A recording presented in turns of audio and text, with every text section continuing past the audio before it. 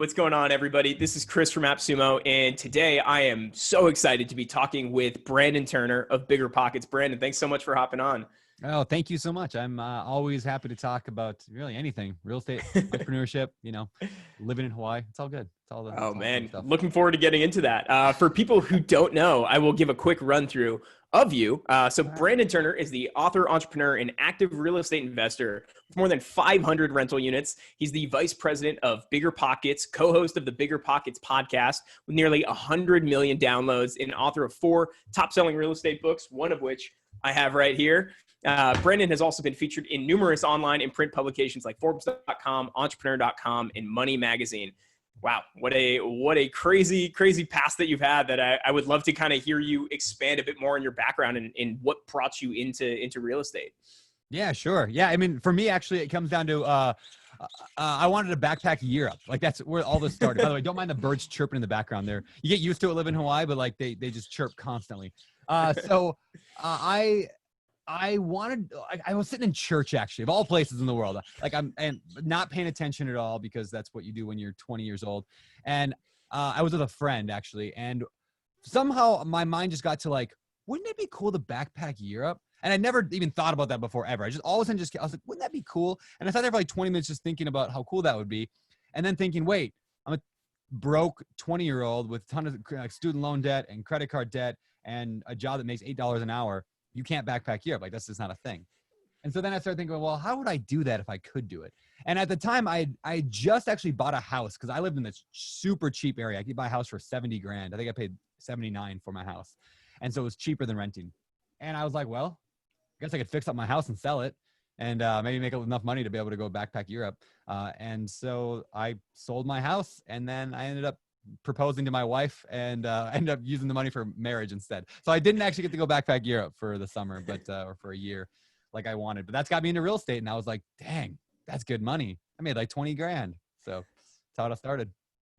So then from there, like what leapfrogs you to wanting to turn it into a business from just, because I imagine a lot of people get there, they buy a house, they get a second house, and they sell the first one. Like, wow, I can actually pocket some cash here. But then you decided to just keep going down this path to 500 rental units. Yeah, I'll tell you what it was. I remember the moment too. So after selling that house and then like using the money for a wedding, I got married, and my wife and I moved into this, we didn't have anywhere to go, right? So we moved into our parents' house because now we're homeless. And obviously we need to find something. So I went around, looked, and again, super cheap market. I found this crappy little duplex. It was like 2 little tiny houses on one lot. And I was like, well, I could live in the little tiny one. It was like a 1-bedroom, 400 square foot little house, a bungalow kind of thing. And I could rent out the other unit, which was 2 bedrooms, another little crappy house. And I could do that. And I remember the day I bought the property, I did some painting, just got it ready for tenants to move in. And I rented it out to some friends of mine. Terrible idea generally, but I rented out some friends of mine. And I remember my friend came over and paid me cash. It was like $650 in rent. And I remember holding that money, and I remember thinking, I'm standing there in this like weird driveway alley, crime ridden area. And I'm like, I'm living for free because my mortgage is only $600 a month. And I got $650 right here. And I was like, this is amazing. And I thought, well, if I could do that with one property, I mean, maybe I could buy multiple of these. And so from there, I was like, I want to buy a bunch of these units. It's like collecting rental properties. And the more I buy, the more I'll be able to live and get more money. And then I can not ever work again. And so I started reading real estate books and started flipping houses. And then the real estate market crapped out on the world back in 2007 and 2008. And so I ended up with even more rentals. And so that's how it all got started, was just collecting units because I wanted to not have to work. What were some of those resources that you were using as you got into it? Oh, great question. So one of the things that first triggered me onto real estate in general was that book, Rich Dad, Poor Dad. Have you read that one? Okay. Yeah. So 4 good, quadrants. Right? Yeah. The whole Rich Dad series was amazing. But what it did is it kind of put words to what I've been feeling. Like this idea that there is more to life than like grinding away at a job you don't like, commuting an hour each way in rush hour traffic to go make somebody else wealthy just so you can retire on Social Security when you're 70 years old. Like I was like, there has to be something else. That can't be it. Yeah, that can't be it. Like we can't be designed to just work and slave and die. And like, and I saw my parents, and my parents are awesome, but my dad's worked the same job for 45 years, standing up, cutting meat at a grocery store. And I was like, I don't want that. Like, I don't want that. And so anyway, Rich Dad Poor Dad taught me that there was like more to life than that. Then when I told my parents I was going to do real estate, my dad was like, well, you do realize that if your tenants can't pay rent, they don't pay rent, which they won't pay rent, then you'll have no money to pay it. You're going to lose your house, probably end up in foreclosure, lose everything, live under a bridge, and just be homeless. And I was like, oh, you're right. Because I mean, how would I ever be able to pay the rent? So I remember I went to like Google, or maybe it was Dogpile. Remember Dogpile back in the day? That was like I don't. What's Dogpile? That was like Dogpile was like pre-Google. It was like a search Okay. engine. Maybe Google was around. I don't remember. But so Yeah. I searched what to do if tenants don't pay rent. And I find there's a little tiny forum, just a forum of like real estate investors called BiggerPockets. And it was started by this guy, Josh Dorkin. And I was like, whoa, like there's answers, like multiple answers to this problem. And so I jumped in and I started learning from BiggerPockets back then, which, you know, years later led me to actually becoming the whatever I am today, VP of creative content and host the podcast. So yeah, I use BiggerPockets a lot and a ton of books. I think I read 100 real estate books that first year. Wow. So those were that and just trial by fire, just jumping into it and making mistakes. So what were some of because I think when a lot of people think about it, they see a lot of risk with real estate. Like your dad was pointing out, what do you find are those common myths that constantly pop up when people are like, I want to get into it, but I'm worried about this. What do you see? Yeah. Great. That's a phenomenal question.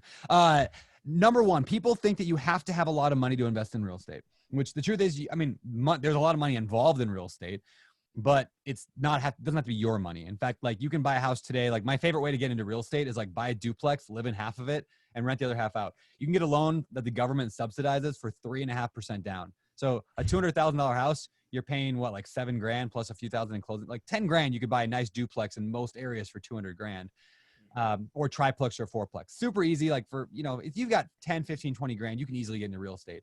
I mean, there's houses in the Midwest you can buy for 80 grand. You put 20% down. I mean, it's not that much money. It's, you know, 15, 20 grand. So you don't need a ton. There's also things like partnerships you can do. Like I got this buddy right now. We flipped 3 houses this year here on Maui. And the first 2 were condos. And we made on one of those condos, we just bought it, fixed it up, sold it like a few weeks later. It was super fast. We made 130 grand on one of them. The other one, we made 70 grand. All right. So like that's 200 grand between me and my partner that we made on these flips. Now those were stupid good deals and we were very lucky and blessed to have them. We've got a lot of experience. But the reason I pointed out is that my partner, Greg, put $0 in. I mean, nothing. Like I put the money in. He found the deal though and managed the contractors. So Greg got half the money. He got 100 grand this year so far. And we're on our 3rd that's gonna be selling here in a few weeks. And he did nothing, like no money for it. Now he didn't do nothing. He did a ton. He did everything, right? So anyway, point being, it's like what our parents always said, right? Like where there's a will, there's a way. Like, or Jim Rohn once said, if you really want something, you'll find a way. If not, you'll find an excuse. And I apply that to so many areas of life. So anyway, that's a huge one. Is you need a lot of money to invest. Number 2 is that it's super risky.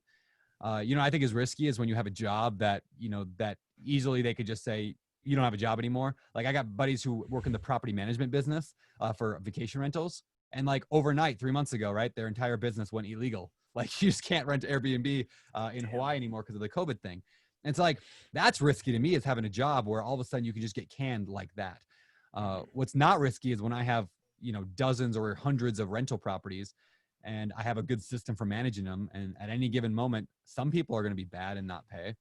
But overall, like it's not as risky as people probably think. And there's so many safeguards and protections against everything. I mean, I had a house burned down one time. I made out more money because it burned down than I would have if it wouldn't have burned down. So there's a lot of protections against that.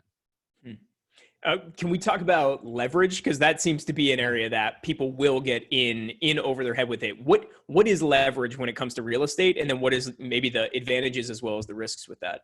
Sure. Yeah. So leverage is like this idea I talked about earlier where you can put down a small amount of money and buy a big property. Like you can put down 5%, let's say for easy math, on $100,000 property and you have a loan for $95,000.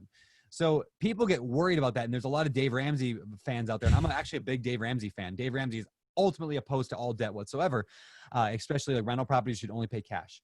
And I'm not saying that's wrong. Debt increases risk. That's for sure.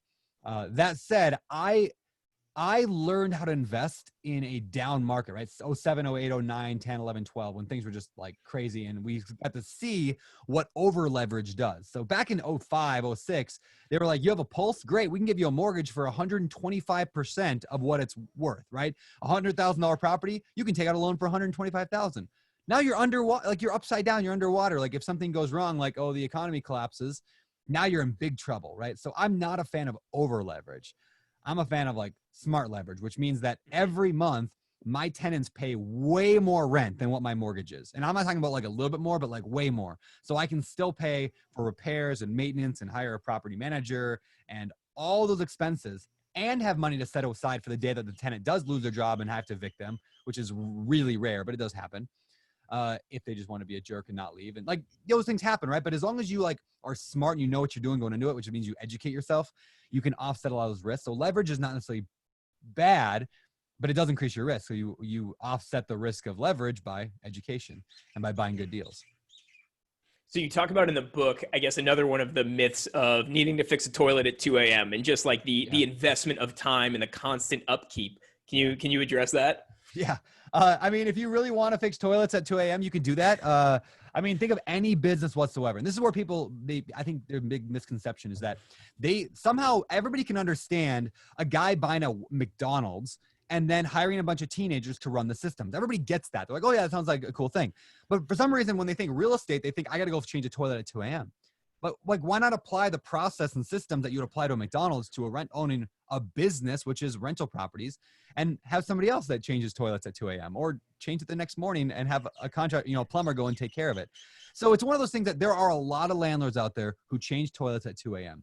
And I would argue it's because they don't view their business as a business. They never made that transition in their head. And instead they do it because they think that's the way that they're supposed to do it. Or because they bought deals that just don't actually make money. The only reason they make money is because they have to go do all their work all the time. And so it's almost like they're lying to themselves. They bought themselves a job, not an investment. Yeah. So yeah. I haven't touched a toilet in 10 years, I don't think. And I don't plan to touch one anytime soon because I run a business and McDonald's owner doesn't go and clean toilets at McDonald's. I don't clean toilets at my rentals. Yeah, it's like a solo entrepreneur still answering customer support tickets. It's like that's just your customer support department. If you want to do it, you can, but you can hire a customer support agent. Yeah, and the great thing is once you get out of that mindset in any business, right? You get out of I got to go change toilets or answer customer support emails, which is a $5 or $10, $20 an hour job at most for any of those low-level jobs. Like they're fairly cheap to hire out. Now I can go focus on the jobs that make me $10,000 an hour, which are the building relationships, finding great deals. It's like the strategy, hiring people.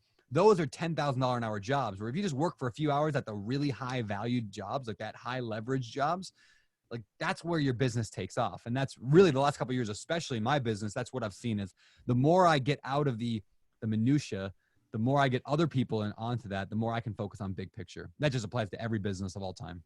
Yeah. Do you have any counter examples from your history? We heard the ones in Hawaii where it's just worked out phenomenally. Do you have any either from the early days or something like that where it's like, you wish you could go back and fix those? Yeah, I can tell you about a couple of them. One, I bought a duplex one time. It was like an up-down duplex. So it was a big, gigantic house. And I bought it and I was like watching all those flipping shows. This is early on in my career, watching like the Flip That House or whatever was on TV.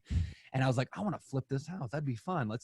So I did all my own work then because like I just thought that's what you're supposed to do. Again, it was a hobby at the time. I wasn't a business owner. So I went in there and started knocking down walls and replacing flooring and windows and paint. And I spent like 9 months working on it. And I turned it from a duplex into one big, grand single family house. And I thought this is going to sell. And we put on the market at $170,000. And I thought I was going to sell it right away. And then I didn't sell. So I lowered it to 160, then 150, then 140, 130. Finally sold it at 120. 50 grand less than what I thought. At the end of the day, I think I lost 15 grand maybe on that project, 15, 20 grand total of what I put into it, not counting the year of my entire life I spent working there full time. So if you want to add that in, I probably lost another, 80 grand worth of salary I didn't pay myself. But you know what? Like I learned a valuable lesson. I learned like it's like, a few valuable lessons. One, like it's really easy to get over your head on a rehab, to like just think that's going to only cost 30 grand to fix up a property, really cost 50, which I went over budget. It's really easy to think your property's going to be worth a lot because you get emotionally invested, but emotions are like the worst enemy to a real estate investor. So instead it's like logically, what's it actually going to sell for? And the flipping is more risky than rentals. I should have just turned that property into a duplex. I should have left it as a duplex, rented it out. And I would be making like $1,000 a month right now, every month in passive income. And instead I lost money on it. So lessons learned. Yeah. You talk about the different paths to doing real estate. There, I think you talk about 3 or 4 different thing you laid out is like the 3 ways to make $1 million off real estate. Can you just high level, what are some different ways people could go about it? Because it's not just one way to do rental real estate or flipping. Yeah, it's actually my favorite thing about real estate in general is that there's so many options, like to suit every like personality or every like desire of, hey, you want to get out of your job in 2 years, you want to get out of your job in 20 years. It all works. So for example, some people really like the idea of like buy one house a year. Just go buy one house every year for like 10 years. Then you have 10 houses. Then spend the next 10 years just paying off all those houses. So after 20 years total, you now own 10 completely paid off houses. If each one's worth 300 grand, you're worth $3 million. And you probably got, let's call it 30 grand coming in every month in just passive income. That's 20 years of working. And that's only one house a year you're buying. Not a crazy amount of money. So that's a very simple strategy some people do. Some people like what I like to do is called the BRRRR strategy. BRRRR. It's 4 R's there. It basically means you flip a house, you buy a house and then you fix it up, you rehab it. So buy, you rehab it. But instead of selling it like normally you'd flip a house, you'd sell it. You just rent it out. You just find some tenants that want to live in it. Because now you got a really nice house that's already been fixed up. You don't have toilet problems because it's already been fixed up. You got a brand new toilet in there. So you rent it out. And now you got this really nice house. But the nice thing is you've now increased the value a ton. And so now you go to a local bank and you say, hey, I got this really nice house here. It's already rented out. It's beautiful. It's awesome. Can I get a loan on this? Like a nice, low, like 4% interest loan, which basically means your payment's really, really low. And the bank's like, sure, we like lending on nice houses. And so they give you a nice big long-term loan on it. And now you got your money back that you put into the first deal. So you get to go do it again. You repeat it. So you buy, rehab, rent, refinance, repeat. What it enables you to do is like build a big portfolio very quickly because you don't have to keep saving up money for a down payment. You just keep using the same money over and over. It's like recycling money. So there's that. I mean, some people will do what's called, I call it a stack, which is you buy like a house. Let's say you buy a house today and you're like, cool, I'm getting the hang of this. It doesn't make a lot of money, but I'm a rental owner. I took some action. And then you buy a duplex. And then you're like, okay, well, I figured out how to do duplex. Then you buy a 4-unit or 5-unit. And then a little bit later, you buy like a 10-unit and then maybe a 20 or 30 unit. So you basically exponentially scaling. And so that's how like basically what I went was like about like a few small deals, a little bit bigger, a little bigger. So it took me 10 years to get to 100 units. In the past year, I got to I have 600 now, and I'm in contract now for another 1,000. So I should have 1,600 within, 3 months from now. That's exponential growth. And ironically, I spend less time today on my real estate than I have at any other point in my career because now I treat it like a business and I have employees and I have a team that works it. So yeah, that was a long drawn out answer to a short question. No, that's awesome. The BRRRR strategy is so initially with the buy, you're not getting a loan initially. You're just straight up buying it. And then when you refinance it is when you basically get involved with the bank. There's a couple ways to do it. I mean, if people have the money, they can just straight out buy it. I've done that before. But what typically people will do is I call it short-term money. So short-term money means like, hey, you borrowed it from a friend who wanted a good return on their money. Like if I went to you and said, hey, can I, Chris, can I borrow 100 grand? I'll give you 12% interest on it. That's twice what you're going to get from any other, stock market average. Mm-hmm. And you're like, sure. So you give me 100 grand, I pay you 12% interest per year on that for a year. That's short-term money. Like you don't want to lend me money for 30 years because that, that would just be silly. And I don't want to pay you money for 30 years because that's like expensive money, 12%. So I would go to short-term money. And there's actually lenders, like hundreds of them, actually probably thousands of them. They're called hard money lenders. That's exactly what they do. They lend short-term loans, usually 1 to 2 years at really high interest rates, like 12 to 15%. And now people are probably listening going, 12 to 15%, that's robbery. That's crazy. Well, it is, but it's just the cost of doing business. Like it's not like you only hold it for a year. So if it's a few $1,000s more than a normal mortgage, fine. It was easy to get. It was quick. And and they don't care about the condition. That's all they do is they lend on nasty properties. Try going to a normal bank and saying, hey, I got this completely nasty property, fixer upper. It's vacant right now. It needs a lot of work. Can I borrow money on it? Banks will just laugh at you and say, no, they don't want to deal with that risk. So that's why the BRRRR strategy exists, to buy a nasty property using short-term money and turn it into a nice property that you can get long-term money on. Does that make sense? Yeah. It's a little complicated, but it's a cool strategy. Yeah. I always, when I started like getting into personal finance and everything like that, I basically settled on very simple kind of index fund portfolio. And since then I've always kind of ignored everything else and just focused on that. And so as people started bringing up more and more real estate, I really had like a resistance to it because I'm like, this is simple. This is easy. I don't have to think about it. It seems like a good long-term strategy, but now this has been really kind of scratching at me. And I would love to hear kind of the comparisons in why you would want one versus the other and maybe like personality types that that might be good for real estate, and maybe people who should stay away from it. Yeah. I read a book one time on like index. I started reading a book on index fund investing, and I read like a page and I got bored and fell asleep and never read it again. The same thing happened with day trading. I read a book on it, got bored. I read like 2 pages, quit. I read a book on real estate, and then I read 100 more books on it, right? So there's something to say about what you're passionate about. Clearly something in my head just was fired up by real estate. And some people might be listening to this right now going, yeah, this fires me up. I love it. You should lean into that, right? Lean into what fires you up, because that's where you're going to be more successful. Like if you're like, oh, I hate the idea of real estate, then you go buy real estate, like you're going to be miserable and not do a good job at it, right? So there is that. That said, real estate, I believe, is the fastest way, or maybe I would even say second fastest way, and I'll clarify that in a second, to build wealth in America for the average person.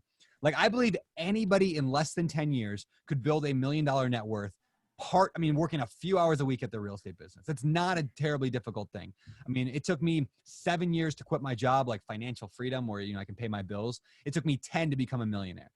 So I did it in 10, and I didn't have the resources that we have today and the tools and education and the podcast. Like I figured things out myself by making mistakes. So anybody could do it. I mean, literally you could just buy get the hang of it, buy a couple small deals, and then buy one big apartment complex for $3 million. Again, leverage, you only have to put a small amount down. And then turn that $3 million property into a $4 million property, not an impossible task. And boom, you're a millionaire. Like it's actually like fairly we have a property right now. We buy big mobile home parks right now. And like we have one, all of our deals are like that. But to give you one example, we just bought one for 2.6 million. And I used almost entirely other people's money to buy it. So we raised money to buy it. So I didn't have to put my own money into it. That property will be worth, I think we're projecting right around $5 million like a few years from now. Like that's just like stupid money. So that said, I like it better than index funds and things like that because it's a great way to build wealth faster. Because you're not just passive. It's a business. You're running a business. Now you don't have to. Again, some people just buy real estate very slowly and get a nice return. That's usually a little better than index funds, but it has a little more risk too because you're owning property. The reason I say it's the second best is because if you're really good at business, I think business has just as good of a chance as real estate to make a lot of wealth. For example, you buy a plumbing company, you could turn a $3 million plumbing company into a $4 million plumbing company as well, just by being a good business owner. So if business is what fires you up, maybe being an entrepreneur is another avenue, but there's no reason you can't do both. Like real estate on the side, make money in business, dump it into real estate. That's generally what I do. I make money on BiggerPockets, writing books and this whole world of BP. And then I dump almost everything I make into real estate to accelerate my wealth. So you mentioned people can do this 3-4 hours a week or something like that. What do those 3-4 hours consist of? Yeah. And even that's excessive. A person could do this in like 10 minutes a week, probably. But it depends on how aggressive you want to be and how good a deal is. If you want to go real advanced, like stuff, you could, for example, get in your car right now, go drive in an area that's not like A class, like really nice. Like there's not like a, Lululemon on the corner, but like a working class neighborhood in your town. Go take out a Google map or whatever, print out a Google map and highlight and drive every single road that you drive by. Right? Like just spend a couple hours a week doing that, every single road in that area, and just look for houses that look kind of run down. They got a tarp on the roof. They got long grass. They got a boarded up window. Just something's wrong with it. That shows there's something wrong with the person living there, that they're maybe, going through a divorce, or the house, like somebody passed away and the kids own the house now and they're just not dealing with it. Or it was a rental property and the landlord is horrible at managing tenants, whatever. You just build a list. If you had 100 names on that list, just contact them every month with a nice letter or postcard. That's the kind of an advanced strategy, but a few hours a week, if you just consistently did that, you would land some amazing deals. I know people that's their entire strategy for getting amazing deals. And so you could do that if you wanted to, but really like you could spend a few hours analyzing deals, like simply like go on realtor.com or Zillow.com. Be like, oh, there's a duplex. Let's see what it would, what it would pencil out to. And people want to know how to run the numbers. There's a YouTube video I made. That's the most popular video I ever made on YouTube. It's just called how to analyze a rental property using the 4-square method. It's a very simple, like, here's income, expenses, cash flow, and cash return. It's a thing. It's super simple. You watch that video in 20 minutes, you'll know how to analyze any rental property deal. And boom, you're done. We have software at BiggerPockets we created as well that you can run the numbers on anything. So that's part of how BiggerPockets makes their revenue, is off of the software. Like it's a little more advanced than like the 4-square thing. But yeah, it's like if you analyzed a few deals every week, made a couple offers once a month, once you buy your property, give it to a property manager to watch, and you just check up on the property manager once in a while to make sure that they're doing a good job. That's really about it. So is one of the most kind of conservative, lightweight ways to get into this, would that be like the house hacking strategy, you think? Yeah. I mean, I think house hacking is the easiest strategy. It's like training wheels for being a real estate investor. And like we said earlier, so you buy that house that's like a duplex or triplex or fourplex and just rent out the other units. You just live in one unit. And because it's owner occupied, which means you're living in one unit, you can get a really low down payment loan. It's really hard to screw up a rental like when you live there, like because you're there. If you wanted to manage it yourself, you could. If you wanted to go fix a toilet, you could. If you like it's hard to screw that up. I'm not saying every duplex or triplex is a good deal. I mean, you still have to, run the numbers. But yeah, it's like, it's just there. And it's like forces you to be a landlord and with training wheels and you're going. It's like your parents pushing you on a bike with training wheels and you just go. You can't really fall off too bad that way. So yeah, I love that way. I mean, the cool thing is you move out eventually. Like I moved out a year after buying that duplex and I still own that property today. That property today makes a little over $1,000 a month in just profit for me in my pocket every month. And I got about $200,000 in equity in that one property. And so like, in other words, my net worth is 200 grand higher from that one property that I don't have to do. I mean, I literally probably spend a minute a month managing it. And that's looking at a piece of paper saying, here's the income, here's the expenses. Do I need to make any changes? No, I think we're fine. Move on. Property manager takes care of it. So yeah, there's some fun benefits there. Now, what about investing in areas outside of where you are? So I know companies like, Fundrise and Roofstock, where you can actually invest in properties in other states or places like that. What are your thoughts on that? Yeah. Yeah. So, I mean, if you live in an expensive market, especially most people do, they live in a city where prices are kind of high, like Seattle, LA, Austin, whatever. You have a couple options. There are strategies that will work in your area. For example, you can house hack in every city in America. I guarantee it. There's always, even if it's like buy a house and rent out the bedrooms, you could house hack in every market. In an expensive market, you could flip houses in almost any market that's expensive. Any, Austin, Denver, whatever. You could flip houses there because if things are expensive, it means people have money that live there and you can buy a house that's nasty, fix it up and make money. Now, if you want to buy rental properties, like you want to go buy a cheap rental property, not every city can handle that. So you may have to go elsewhere. And so, yeah, there are companies actually called turnkey companies. You literally turn the key. You could not get easier real estate. Well, you can get a little easier. I'll explain in a second. But it's one of the easiest ways to do it. You find these companies, they find the property, the nasty property. They fix the property up. Then they go and find a tenant for it. Then they go and manage that tenant for you. And all you have to do is just like put down your down payment with a bank and get the property. And they take care of everything. Now, it sounds too good to be true. It is. The turnkey companies are notorious for fudging the numbers. And where they say you're going to get a good deal, they're really not good deals. You're actually going to lose money maybe every month on them on average because they don't account for things like, hey, every few years tenants leave. So like you're gonna have an empty unit once every 2 years. So like you should work that in your numbers. The fact that things need to be fixed up, even a fixed up property does have the occasional, hey, the water line broke or, the tenant put a hole in their door. This is so common. I don't understand why. Every like holes in doors? Yeah, holes in doors. It's like these guys, maybe they're women, I don't know, but I tend to imagine like I have this like picture of this guy who comes in, like drunk into his unit. He's like, everybody get out of here. And he just punches the door and puts his fist through a door. It's way more common than you'd ever imagine. Holes through doors. I can't tell you the number of holes we've had to patch through doors. It's your next book. Yeah, it is. A hole in a door. Yeah, how to keep your tenants from punching holes in your doors. You just get solid core doors and then they break their hand on it. That's how you do it. Anyway, so turnkey, the advice I give for turnkey, if you want to go with a turnkey company, there's dozens of them out there, maybe hundreds of companies out there that do this for you. Don't let them do your math. You do your math. It's like any business, right? If you rely on your CPA to tell you the future of your business, like what do they know about your business? Like you have to be in it for you because it's your financial future on the line. So you learn how to do the math. You do your math. Now you mentioned Fundrise and they're an example and there's a bunch of companies like this. By the way, Roofstock is an example of a turnkey company. So they're turnkey. I think they're probably fantastic. I've never bought anything from them, but Fundrise is a little different. That one, you are more of a lender in a way.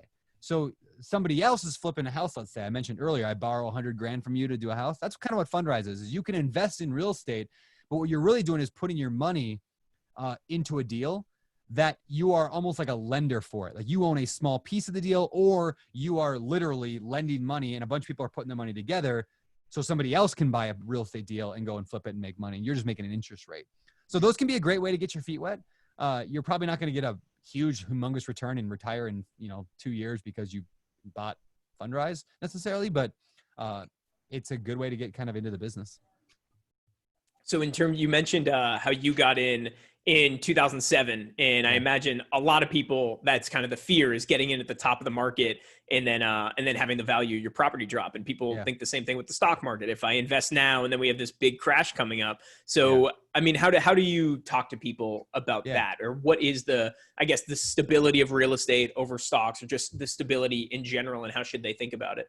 Sure.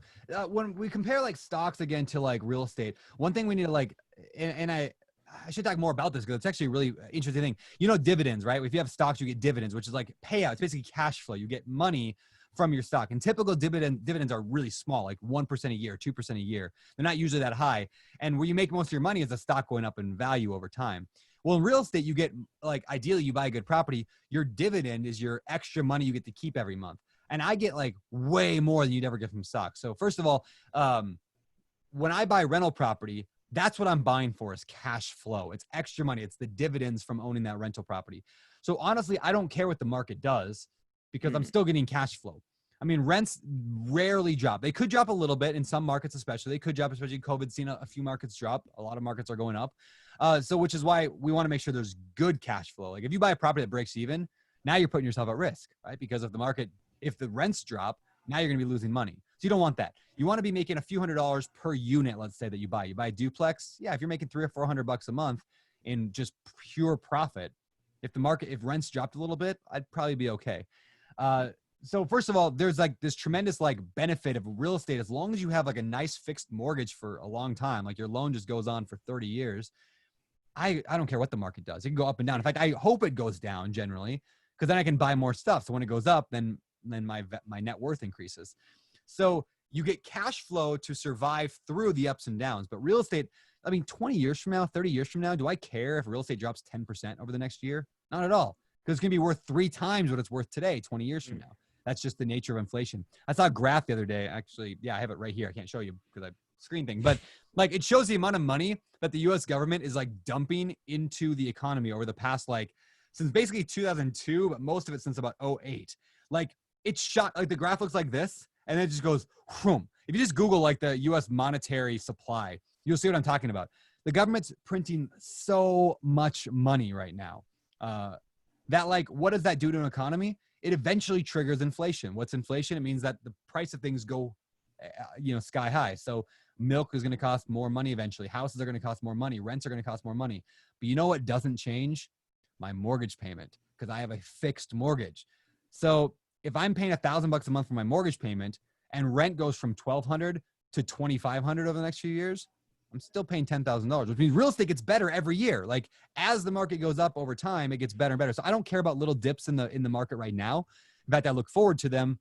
Instead, I'm looking 20, 30 years out. I'm just going to be wealthy no matter what, as long as I can hang on to those rentals, and cash flow lets you hang on to rentals. So I love that. That was one of the most compelling things that I've heard to explain that. I don't know if you've explained it that way before, but no, that makes a lot of sense comparing it to the stocks, where it's basically what you're saying is in both of these, there's dividend and then there's the actual value of the underlying asset. Yeah. With stocks, you get small dividends and you're really banking on the underlying asset. But with real estate, you're just optimizing for that cash flow. Yeah. And so it doesn't really matter what's happening in the short term versus if the stock drops 50%, but if your rent's not really changing, even if that drops 50%, it goes from 200,000 to 100,000, you're still getting the same or potentially even greater rent throughout that. Yeah, it's even better than that. Let me explain one more thing about what I love about real estate. So I call these the four wealth generators, and here's how that works, right? So over time, prices of real estate go up, like it always has for 100 years now. It's American real estate just keeps going up. In most areas, it goes up. If you're outside the US, it goes up because of inflation, because of just natural tendency of prices to rise. So that's good. We win there. So we buy a property, it goes up in value. Yay, right? I make money that way. You have a loan on it. So I have a loan I'll give you a real example. I bought a fourplex for my daughter, Rosie, the week she was born. That was 4 years ago now. So I bought her a fourplex. Now, when people say, what do you mean bought her a fourplex? I bought a property with her in mind. She's not like on title or anything, but it's her fourplex. I put it on a mortgage to be paid off. It's a fixed mortgage, means it can't change with the economy. It's like the same payment every month. But I set it up to be paid off in 18 years from the time she was born. So the question is, why 18 years? Well, what happens in 18 years from when Rosie's getting born? She's going to college. So this property currently, right now, is going up in value. Every year it goes up a little more. It's worth like probably 30 grand more than it was 4 years ago, which is great. in 18 years from now, that property will be worth $250,000 to $300,000. That's pretty cool, right? Because right now it's worth like 150. It'll probably be worth 250 to 300 over the next 18 years. That's awesome. That's what I'm talking about. That's inflation, right? So number one, wealth generator, inflation goes up. Number two is the loan pay down. In 18 years, that'll be worth, it'll be worth 300 grand. I won't owe anything on it. I'll have no mortgage, right? So my tenants are paying my mortgage down every single month, which means I get richer every single month by owning this asset.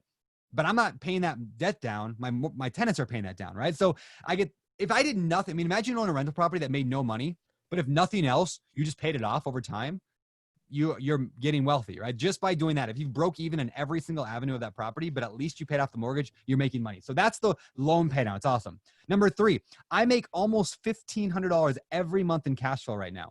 That's just free money for me. So every month I get $1,500 roughly after all the bills have been paid. I can use that to spend on, stupid stuff that, after like paying down the mortgage and everything. That's after paying the mortgage. That's after paying property manager, repairs, maintenance, taxes, insurance, everything. I clear about $1,500. That was a great deal. But that money, like I just buy, like I bought an Oculus recently. I bought my wife a Tesla Model 3 for cash because I'm like, whatever, like I can use this money, this cash flow for whatever I want. So that's the cash flow. We love that. That keeps us like, retiring young and early and stuff. And then the fourth thing is the tax benefits. Now, if you own rental properties that bring in 100 grand a year in income, in profit, or you own a business or a job that generates $100,000 a year in profit, it's the same amount of money, right? 100 grand's 100 grand. Who keeps more money though?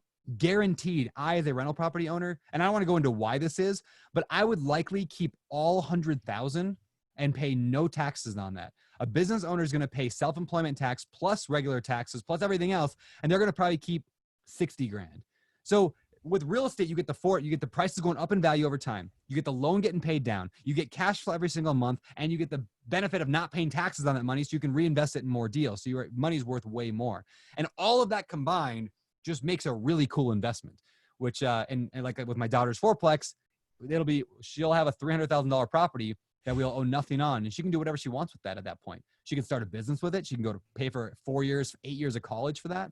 She can do whatever she wants. She won't have student loan debt. But best of all, she gets to learn over the next 18 years the power of real estate and how that's life-changing money. And how like we literally spend like a minute a month. Like I look at a piece of paper to see how it's doing and maybe make a decision if I need to make a change. It's crazy. Yeah, I love real estate. A lot better than a 529 plan. Yeah, it's so much better than a 529 plan. I'm not saying anything wrong with any of that stuff. Like I like stocks. I think they're great for for people who like don't want. It's not easy necessarily to buy real estate. There's a learning curve there. It's easier just to give money to like an index fund. And there's nothing wrong with that. It's better than doing nothing. But if you really want to like maximize like a lot of different wealth strategies all in one shot, learning how to be good at rental properties is time well spent to learn. On that learning curve, at what point would you say someone should feel confident in making that first purchase? Like how much education should you have before you're just kind of a dope and you don't know enough, but you don't want to be spending 5 years learning when it might be better to just get a place. So how should you measure your own level of confidence to know that you've I know enough to make not the worst decision? Yeah. Fantastic question. So I would say you need to get a baseline understanding of what you're doing, right? So a couple real estate books will get you there. I wrote one, I'm not trying to plug a book, you can get it at the library if you want to, but I wrote one called How to Invest in Real Estate with the entire purpose of that. It's give me the high level overview of the entire industry. Like what's flipping? What does turnkey mean? What does cash on cash return mean? Give me just the overview. And then you can focus in a little bit more that really appeals to me. I'm fired up by flipping houses, or I'm fired up by buying small multifamily like duplexes, whatever. Then you can read another book or two on that. And then honestly, you'll learn most of it just by doing. So that's where we talk about house hacking. I think it's such a great thing, not just for the money you can make and the fact that you can live for free in really nice places, but the fact that you learn because you're just in it. You have to learn. You force yourself to learn, and you'll make mistakes. You'll figure things out though. And because it's your own house, it's hard to make a mistake that you can't recover from. So it's really good for learning that way. So I guess the bottom line is give yourself a few weeks to learn, but I would not push it past that. Otherwise you're just in analysis paralysis. Read a few books and then start taking, the cool thing is it's with stocks, you can do and I did a lot of this when I was younger. You can do the mock stock accounts where it's you pretend to trade, but you're not really trading. And so it feels like you're learning while you're not really risking any money. I do the same. You can do the same thing with real estate. Go to Zillow.com, go find a property, go run the numbers and see what you think it would actually make in money. And then go ask an experienced investor, hey, do you think these numbers look legit? And they, like most experienced investors love talking about real estate. Like, look at me, I love talking about it, right? And I'd be like, yeah, here's what I would do differently. Or yeah, I think you're a little shy on this number. And then do it again. And you learn a little bit more. And then sometime you're going to be like, okay, well, I mean, I found a deal that actually looks pretty decent. What do? I guess I got to find a real estate agent. Okay, you go and do that. And you go and get that. And then you're like, okay, what do? I got to make an offer. Oh, geez. What do I, you know, like each part, you don't know how to do it, but you just do it because that's the next step. And before you know it, you're going to own 1,000 rental units and be living in the Bahamas on a yacht or something. I don't know. In terms of the actual like buying market, it sounds like from once you've purchased the place, you care less about what the actual underlying value is in the short term. But is that something that, you know, you can never time the market, but do people pay attention to that? And then how does that relate to kind of what's going on now? Have there been a lot of drops with COVID or not so much, or what's the prospect?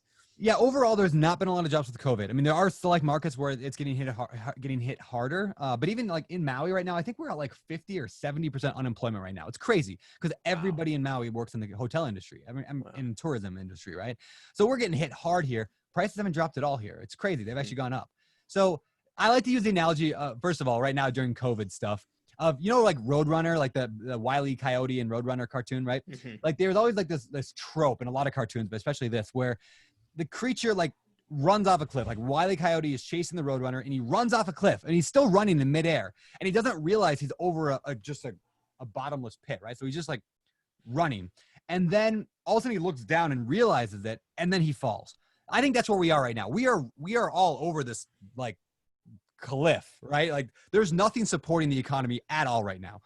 We could fall right now. I don't think we're going to collapse and die. I mean, we might see prices drop because, I mean, we're not at 90% unemployment nationwide. We're at, you know, 10% or 12%, 15%, right? Anyway, bottom line is, if this COVID thing ends, I think we're going to land on another cliff and be like, okay, wow, we just went over a big ravine there, but we're fine. We made the other side. If prices do drop, the biggest consideration is going to be for house flippers. Like people who are doing the house flipper or the burst strategy. If you're going to buy a property and then have to refinance it a year from now, that would suck if the property value dropped 25% over the next year. You're gonna have a hard time refinancing it, getting a new loan. So it is something to be aware of. But when you're buying rental properties, the great thing is you're not timing the market when you buy, but you're timing it when you sell. I mean, last year I sold a number of properties because I was like, shoot, this market's really good. Now I don't know for sure was last year the height, but it sure felt like the height. Did I sell too early? Maybe. I probably could have gotten another, 20 grand out of it by selling today. But whatever, like you can kind of time the market on the sell. But on the buy, I don't really care. As long as I'm getting good cash flow now, and as long as I think long-term it has good prospects, I'm going to be fine. So and we'll wrap up in a few minutes. I don't want to keep you too long, but are there what are kind of those key considerations when you're buying that make a good deal? If it is less about like just the sticker price of the deal. Yeah, for me, it's a couple things. One, cash flow is huge. I mean, it has to generate extra money every month, like on average. And that's conservatively running your numbers, meaning, you're setting aside, let's say 5%, knowing that you're going to have to fix stuff. You're set of the rent that comes in. 5% goes out for fixing things, maybe even 10%. I'm going to set aside money for a property manager. I'm going to set aside money for the fact that I got to replace the appliances every 10 years. So save up for that stuff. We call them reserves, or CapEx, the technical term. So after all those things, if it makes money every month and it makes a good return, like I typically shoot for a 10 to 12% return. If I can make a 10% return on my money after taking all that stuff into consideration, just from the cash flow already, like now we're talking 10% cash flow, which is like the dividend compared to a 2% dividend from a good stock, right? So now I'm getting way better, which is like 10 to 12% feels good to me. The second consideration is the market itself. Like, are you buying in an area that you think is going to be worth more 10 years from now? Or 20 years from now. So I'm not thinking 2 years down the road. I'm thinking right now I'm thinking like Denver. Denver's been increasing in value every single year, like dramatically for the last few years because population's just moving there. Austin, population's moving there. That's where I'm at. Right. Okay. Yeah. So you know what I'm talking about, right? Like everyone's moving to Austin. Everyone's moving to these certain areas. So I want to look like, are people moving there or moving away from there? And I'm not saying I wouldn't buy in an area that people are moving away from necessarily. Like there could be reasons to buy there. Illinois is an example of that. Illinois is losing population, at least in a lot of areas. So we're just hesitant to buy there because I don't want to own a property that's worth less 20 years from now. I mean, really, population dictates a lot of a lot of prices. So yeah, market, like your school districts. Are there good school districts there? Like school districts attract good families that then attract higher rents. And so those are a few things I look for. It's definitely school district, the market location, population trends. And then probably I'll say number one most important thing is, where do you have a team, or where do you have a competitive advantage? That could be local, or where can you find somebody that's a great real estate agent long ways away, or a great property manager. And so having a good team in place is also super important to be able to manage your property once you own it. And that 10 to 12% also seems like it gives you a pretty good buffer, even if you are running the numbers a bit too aggressively. Even if it's maybe 6 or 8%, it's still, you know, competitive with stocks or index funds. Yeah, it really does. That's why people ask where I came with that 12% number, because I say 12% a lot is my goal. And I'm always like, it's about double the stock market. I mean, you could argue there's different metrics they use to measure the stock market, but on average, it's been around 6%, 6 to 7 to 8% over the last, 50 to 100 years. So I'm like, I doubled it. And I'm like, because if the market does go down, or if rents do drop, then it's okay, because I got that buffer right there. I got, even if I went down the break even, it's still okay. Like, it'll come back. 20 years from now, it doesn't really matter all that much. So I want to make sure that I have a good buffer to be okay. Plus, I mean, like, I buy low income housing mostly, not like super low. Well, I buy mobile home parks, but I also just buy, like, working class properties. Like, there's not building a whole lot of working class property. If you look in like Austin at what they're building the high end, the really nice stuff. So like, but there's a increasing problem in America, especially, but worldwide, with affordable housing. It's an increasing problem. So I love being in an industry where there is a cultural problem that's only getting worse every single year, and baby boomers are retiring. They don't have enough money. So I can serve that need. And I know that I'm going to be pretty secure in low income housing for the next 20, 30, 40 years in America, because we got a problem that we're not getting out of. So for people like you who have that, they're listening to this and they have that fire, where do you want to point them to? Where should they get started right now? Yeah, I mean, obviously BiggerPockets is an awesome resource. That's how I learned almost everything. We got a big podcast. So yeah, I would I think podcasts are one of the best ways to learn anything, because you just like, you like take the knowledge of the guests that are on there, and you get so many perspectives, and you just naturally become smarter at that thing without even having to worry about it.